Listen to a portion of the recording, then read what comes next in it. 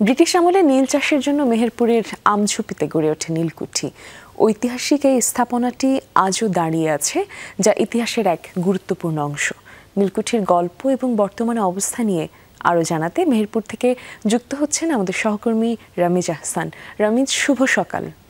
শুভ সকাল রামিজ। রাব্বি এবং মিমি, শুভ সকাল। আমি এখন দাঁড়িয়ে আছি মেহেরপুরের আমঝুপি নীলকুঠিতে, যেটি আপনি দেখতে পাচ্ছেন আমার পিছনে যে আমঝুপি নীলকুঠি আছে, সেই নীলকুঠিতে আমি দাঁড়িয়ে আছি। মূলত 1818 থেকে 1820 সালের মধ্যবর্তী সময়ের মধ্যে মেহেরপুরে বেশ কিছু নীলকুঠি গড়ে ওঠে এবং এখানে এই নীলকুঠিগুলোর মধ্যে আমঝুপি নীলকুঠি হচ্ছে অন্যতম। আমরা একটু জানার চেষ্টা করব, আমার সঙ্গে যুক্ত হবেন একজন শিক্ষকের সঙ্গে আমরা জানার চেষ্টা করব এইখানে যে আমঝুপি নীলকুঠিটা গড়ে উঠেছিল সেই ইতিহাসটা কি এবং আপনারা এখান থেকে কি চান, ভবিষ্যতে আপনারা কি দেখতে চান এখানে? ধন্যবাদ আপনাকে, ধন্যবাদ যমুনা টেলিভিশনকে। আসলে নীলকুঠির জন্মলগ্ন কিন্তু একটা ইতিহাস আছে। মেহেরপুরে অনেকগুলো নীলকুঠি তৈরি হয়েছে, তার ভিতরে আমঝুপি নীলকুঠি, ভাটপাড়া নীলকুঠি এবং সারা বাংলাদেশে কিন্তু অনেকগুলো, বিশেষ করে এই পশ্চিম অঞ্চলে আমাদের যশোর থেকে শুরু করে এই আদত অঞ্চলে কিন্তু অনেকগুলো নীলকুঠি তৈরি হয়েছে।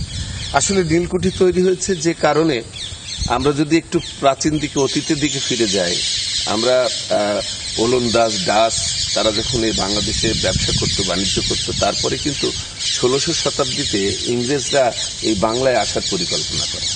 তারই ধারাবাহিকতায় এই নীলকুঠি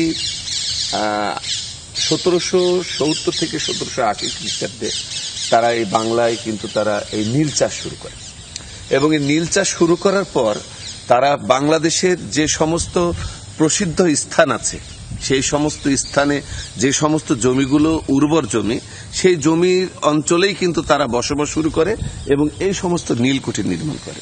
এবং এই সমস্ত নীলকুঠি নির্মাণ করার ফলে এই অঞ্চলে কৃষকদের যে খরচ হতো নীল চাষের, সেই চাষগুলো, সেই সমস্ত খরচ করে কিন্তু কৃষকরা এখানে লাভবান হতো না। তা এই ছিল আমাদের নীলকুঠি। আর মূলত হচ্ছে নীল হচ্ছে একটি রং, নীল হচ্ছে একটি রং। সেই রঙের যখন বস্ত্র শিল্প বিপ্লব ঘটে ইউরোপে, তখন এই নীলকে, রংকে কাজে লাগানোর জন্য তারা এই অঞ্চলের উর্বর জমিগুলো বেছে নেয়। আর যেহেতু আমেরিকার সেখান থেকে স্বাধীন হয়ে যায়, তখন তাদের যে নীল চাষ সেটা তারা বন্ধ করে দেয়। এই কারণেই কিন্তু আমাদের এই আদত অঞ্চলে উর্বর জমির কারণে আর নীলকরদের ব্যবসার কারণে কিন্তু আমাদের নীলকুঠিগুলো স্থাপিত হয়েছে। বর্তমানে এই নীলকুঠিকে নিয়ে আর কি কি পরিকল্পনা নিলে আরো ভালো হয়? আসলে এটা একটা প্রাচীন ঐতিহ্য। আপনারা হয়তো দেখেছেন যে আমঝুপি নীলকুঠির, এটা আমরা ছোটবেলায় দেখেছি যে অনেক দর্শনার্থী কিন্তু এটা একটা পর্যটনের স্থান হিসাবে ছিল।